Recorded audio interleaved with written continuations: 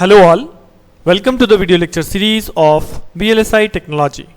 Subject code is KEC 053 and here we are in lecture number 12.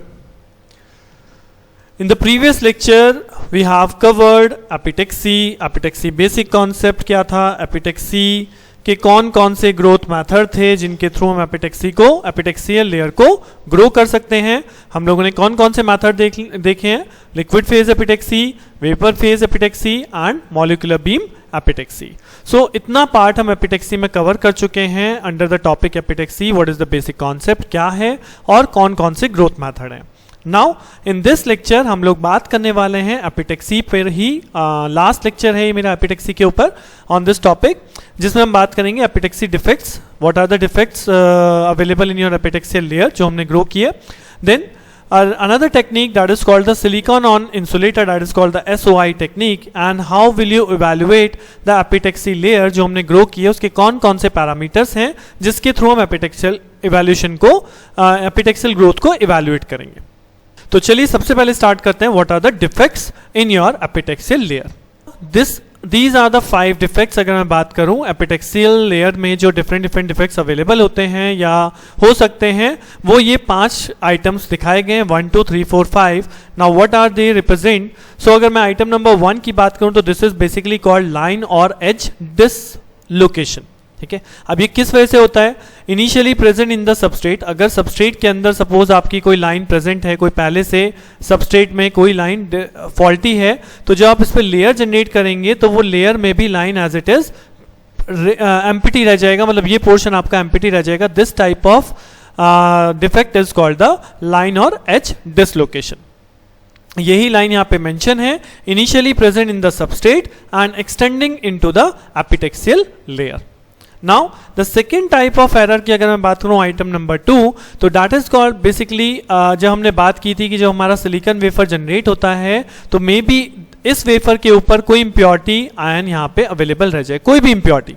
अब जब आपने इस पर लेयर तो डेवलप कर दी, बट इम्प्योरिटी आपकी क्लीनिंग प्रोसेस में रिमूव नहीं हुई और आपने यहाँ पे लेयर डेवलप कर दी, तो क्या होगा, इस पोर्शन में आपकी लेयर जनरेट नहीं होगी। तो दिस इज पर्टिकुलरली ड्यू, और जिस वजह से ये पोर्शन कैसा रह जाएगा, इस तरह से यहाँ पे खाली हो जाता है। This is the empty portion जिसे हम बोलते हैं defect, that is called the epitaxial stacking fault nucleated by an impurity precipitate on the substrate surface. Substrate surface पे जो हमारी इम्प्योरिटी प्रेसिपिटेट है उसकी वजह से ये डिफेक्ट जनरेट होता है। नाउ द थर्ड आइटम या थर्ड टाइप ऑफ डिफेक्ट हम बोल सकते हैं, this is an impurity precipitate caused by the epitaxial process contamination. कि जब हम एपिटेक्सी लेयर का प्रोसेस कर रहे हैं, जनरेट करने का ही प्रोसेस कर रहे हैं, तो मे भी हो सकता है उस केस में भी कोई इम्प्योरिटी वहां एपिटेक्सियल लेयर पे रह जाए, जिस वजह से इस पर्टिकुलर पोर्शन पे आपकी लेयर जनरेट नहीं हुई, that is the impurity. Then next type of defect, this is a hillock, this is called growth hillock, over growth of the layer. That is कि हमने एपिटेक्सी लेयर जनरेट करनी थी in ordered manner, but वो वहां पे कुछ up side चली गई and then it's downside. तो जब मतलब इसका क्या हुआ कि यहाँ पे एपिटेक्सियल का जो हमारा मटेरियल है, जो जिस लेयर की हम एपिटेक्सी ग्रो कर रहे हैं, लेयर ग्रो कर रहे हैं जिस मटेरियल की, वो मटेरियल यहाँ पे ज्यादा हो गया, तो that's why it is called the over growth of layer, this type of defect. And the last one, the fifth type of defect is basically due to the buried layer. अब buried layer concept क्या है, अगर हम बात करें यहाँ पे, this type of item number 5 is an example of a defect that is created in a pre-epitaxial process, one of which intersects the substrate surface. तो क्या होता है कि कई बार ऐसा भी है कि आपकी एक प्री एपिटेक्सियल लेयर पहले डेवलप की जाती है सबस्ट्रेट के ऊपर, आफ्टर दैट एक एपिटेक्सियल लेयर ग्रो हो रही है। तो अगर उस प्री एपिटेक्सियल लेयर में कोई इम्प्योरिटी रह गई और उसके ऊपर मैंने वापस एपिटेक्सियल लेयर ग्रो करी, या हम ये कहते हैं कि लेयर बाय लेयर हम एपिटेक्सियल लेयर को ग्रो कर रहे हैं थिकनेस बढ़ाने के लिए, तो क्या होगा, सपोज इस लेयर में आपकी थिकनेस रह गई, इस लेयर में कोई इम्प्योरिटी रह गई, ठीक। तो अगर इस लेयर में कोई इम्प्योरिटी है तो क्या होगा, वो इस पूरी लेयर में इम्प्योरिटी ला देगा, ठीक है, और ये इम्प्योरिटी आपकी सबस्ट्रेट में भी चली जाती है। तो this type of defect is represent by item number 5, जिसे हम बोलते हैं बल्क स्टैकिंग फॉल्ट और due to the buried layer fault. Okay, so अगर आपको एपिटेक्सी डिफेक्ट लिखने के लिए आता है तो you can simply draw this diagram. You can show 5 types of impurity over there. One is the line, one is the due to the impurity on the substrate surface, due to the impurity in the epitaxial process itself. This is a growth hillock, overgrowth of the layer, and this is due to the pre-epitaxial process, जिसमें कि आपका जो impurity है that is intersect with the substrate surface. Okay, so this is all about the epitaxy defect. Now the second topic in this lecture जो हम cover करने जा रहे हैं, that is silicon on insulator, SOI technique. Now what is that? यहाँ हमने लिखा है all silicon devices structure has inherent problem arising from junction capacitance. If you know about the junction capacitance, तो आपको I think junction capacitance पता होगा, तो मैं उसको मान के ही चल रहा हूँ कि आप junction capacitance पहले पढ़ चुके हैं. तो हमारे silicon devices में there is a problem due to the junction capacitance की पहले से प्रॉब्लम होती है, जिसको मुझे रिमूव करना पड़ता है if I want to turn off my diode or turn off my particular device. ठीक है, किसकी वजह से आती है? Due to the parasitic circuit elements. So अब अगर इस इफेक्ट की हम बात करें तो this effect creates a severe problem और severe problem as the device are made smaller. क्योंकि हमारी रिक्वायरमेंट क्या है आज के डेट में? हम डिवाइस को छोटे से छोटा बनाना है, स्मॉल इन साइज. तो जैसे ही हम स्मॉलर इन साइज की तरफ प्रोसीड करते हैं तो this junction capacitance cause a very severe problem. तो one way to solve the problem is to fabricate the device on a small island of silicon, on a small silicon wafer आप कह सकते हैं, on an insulating surface.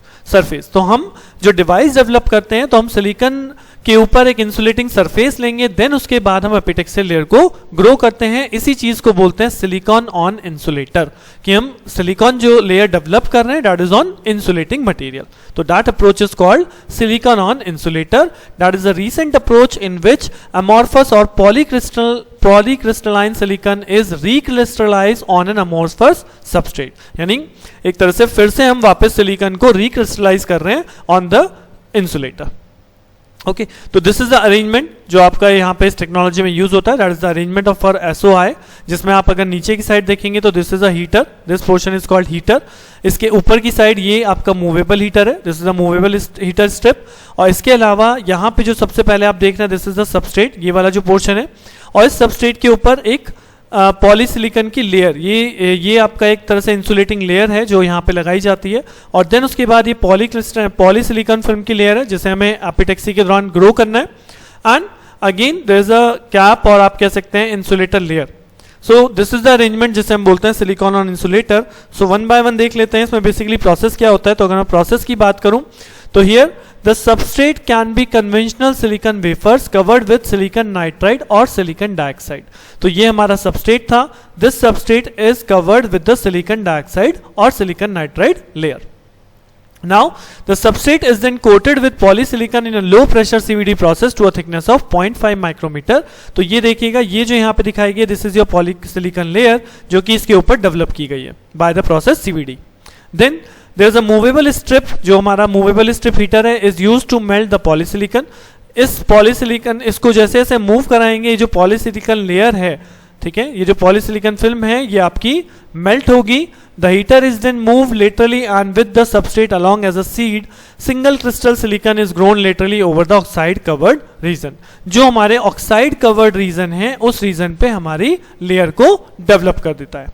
तो this technique is called silicon on insulator and it's a very useful technique if I want to recrystallize large area such as entire wafer. अगर मुझे पूरे wafer के ऊपर एक तरह से इसको दोबारा से recrystalline करना है insulator लगाने के बाद, then this technique is very very useful. तो अगर आपको silicon on insulator like right a short note लिखने को आ रहा है या what do you mean by SOI technique, तो आप वहां पे डिफाइन कर सकते हैं कि सिलिकॉन को हम इंसुलेटर के ऊपर किस तरह से डिपॉजिट कर सकते हैं, what is the process and what is the mechanism how we can process silicon on an insulator. Okay, and the last topic जो हमें इस लेक्चर में कवर करना है, डिस्कस करना है, दिस इज द एपिटेक्सी इवैल्यूएशन. तो अब हमने एपिटेक्सियल लेयर ग्रोथ कैसे करनी है, क्या होती है, कौन कौन से ग्रोथ प्रोसेस हैं और उसमें कौन कौन से डिफेक्ट्स आ सकते हैं, हमने सब स्टडी कर लिया है.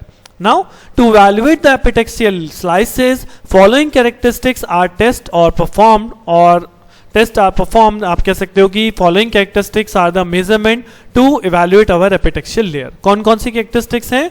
Number 1 is the epitaxial thickness. Now अब अगर जब आप एपिटेक्सियल लेयर को ग्रोथ कर रहे हैं तो दिस इज माय रिक्वायरमेंट कि मुझे कितनी थिक थिकनेस, कितनी थिक लेयर को जनरेट करना है, कितना थिक करना है लेयर को। तो अगर मेरी थिकनेस एक्यूरेट होगी तभी मैं वहां पे, that is a important parameter for epitaxial evaluation, कि जो रिक्वायर्ड थिकनेस थी वो आपने अचीव करी है या नहीं करी है। Second thing, epitaxial doping. तो डोपिंग में क्या है, अब जब आप, डोपिंग का मतलब क्या होता है, इंप्योरिटी को डिफ्यूज कराना। इंप्योरिटी डिफ्यूज होती है on this layer, on this silicon substrate, तभी हमारी एक तरह से लेयर जनरेट हो रही है। सो एपिटेक्शियल डोपिंग मतलब डोप, कितना इंप्योरिटी या कितना इंप्योरिटीज अच्छे से डिफ्यूज हो पाई हैं और इंप्योरिटीज आपने रिमूव करी है, मीन्स योर लेयर परफेक्टली कितनी मटेरियल को मैच कर रही है, that is the process epitaxial doping. Then cosmetic inspection, unaided eye, means मैं कोई स्पेशल इंस्ट्रूमेंट यूज नहीं कर रहा हूं to see what is the layer जो हमारी प्रोड्यूस हुई है, क्या उस लेयर में कोई डिफेक्ट है या नहीं है। जैसे कि फॉर एग्जांपल एक सिंपल सा एग्जांपल लेता हूं, दीवार के ऊपर आपने प्लास्टर किया, प्लास्टर के ऊपर पेंट कर दिया, ठीक है। तो एक तो होता है हमें पेंट में हमने देखा, दीवार की तरफ देखा और हमें दिख जाए कि हाँ कहीं पे पेंट ऊपर ऊंचा हो गया है ना, कहीं पे पेंट नीचा हो गया, ठीक है। तो हमें दीवार कहीं कहीं ऐसा लगेगा जैसे दीवार बाहर को भर रही है, बाहर को उठ रही है, तो उस चीज को हम बोलते हैं अनएडेड आई से आप इंस्पेक्शन कर रहे हैं और आपने उसको पकड़ लिया कि हाँ यहाँ प्रॉब्लम है। और दूसरा क्या है, परफेक्शन इवैल्यूएशन। अब मैं बोलता हूं कि मैंने कुछ मैग्निफिकेशन, अपनी मैग्निफिकेशन ग्लास का यूज कर रहा हूं, ठीक है, to find out the micro defect, कि बेसिकली कहां पे डिफेक्ट अभी भी अवेलेबल है, तो उस चीज को हम मैग्निफिकेशन ग्लास के थ्रू चेक कर रहे हैं कि कहां पे डिफेक्ट अवेलेबल है। तो इस चीज को, इस कैरेक्टरिस्टिक को हम बोलते हैं perfection evaluation. So on these characteristics हमारी एपिटेक्शियल लेयर का इवैल्यूएशन किया जाता है कि उसकी थिकनेस प्रॉपर है कि नहीं है, डोपिंग प्रॉपर है कि नहीं है, cosmetic inspection, that is called unaided eye inspection, and perfection evaluation. Okay, so I hope कि आपको ये चीज क्लियर हुई होगी कि what are the different types of defects in our epitaxy layer, what is silicon on insulator technique, and what are the characteristics और test perform to evaluate the epitaxial layer। Okay, इसी के साथ हमारा एपिटेक्सी जो हम लोग पढ़ रहे हैं, एपिटेक्सी इन यूनिट नंबर 2, एपिटेक्सी हमारा ओवर होता है। Now from the next lecture I will start oxidation. Oxidation क्या है, कौन कौन से मेथड्स हैं, क्या हमारी प्रॉपर्टीज होती हैं, तो वो सब चीज हम ऑक्सीडेशन के अंदर स्टार्ट करेंगे। सो मिलते हैं नेक्स्ट लेक्चर में, तब तक के लिए थैंक यू।